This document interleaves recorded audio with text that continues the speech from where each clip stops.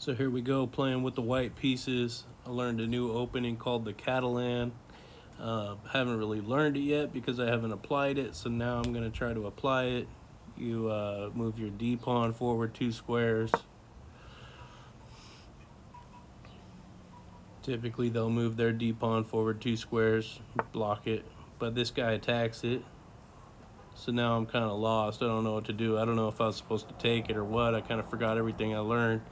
But I know that it's good to develop your pieces, so I'll move a knight out to defend that pawn. He ends up taking the pawn. And why did I move my knight out there? I moved out there to defend the pawn, so I followed through with that plan. He attacks the knight. Now I'm going to retreat the knight. I could put him back to where he was, but then he's going to move that same pawn forward 1 and attack the knight again, and I'm going to get tired of it, so I move him the other direction, away from the threat.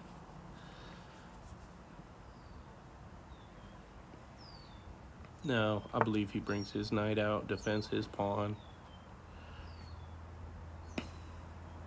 I don't know what to do here, really, so I move my A pawn forward 1 square, and I'm preparing to move my B pawn forward 2 squares once I get my knight out of the way, because I see my king's got an open diagonal. That E1 to E5 diagonal is open.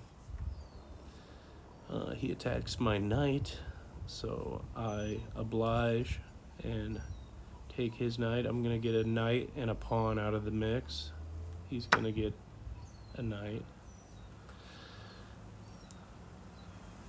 So I won a pawn there. You got to be careful bringing your queen out early, but the queen's there to protect. You know, she's there, and you got to use her. Now at this point, he brings his queen out and checks my king on that diagonal I was worried about. And why did I move that A pawn forward 1 square? So that I could open up the opportunity to move my B pawn forward 2 squares with his protection. And not only that, it's an attack on the queen. So block the check, attack the queen, you're defended. What does he do? He's going to bring his dark square bishop to attack my queen. Oh, you attack my queen, I'm going to attack your queen. Now I could take it with the pawn. I could take his queen with my pawn, and then he's going to take my queen.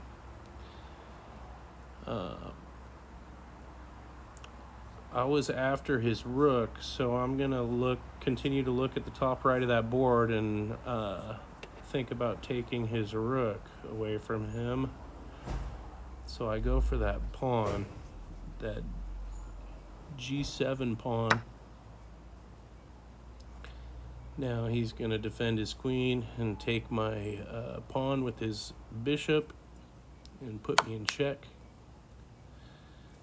But that pawn was defended by this pawn for a reason, so I'm going to retake with that pawn. That's another threat on his queen. He's got the pawn and the rook looking at it. So, but I'm thinking about taking his rook. He's thinking about taking my rook. My queen's looking at both of them. So he takes my rook. I got a choice. Do I want to take your queen or do I want to take your rook? I think I'll take the queen. Boom. Haymaker. Now you got your rook is next, unless you block it with that F pawn. You move that F pawn forward 1 and it's defended by the knight. That's probably the next move. But we didn't get there.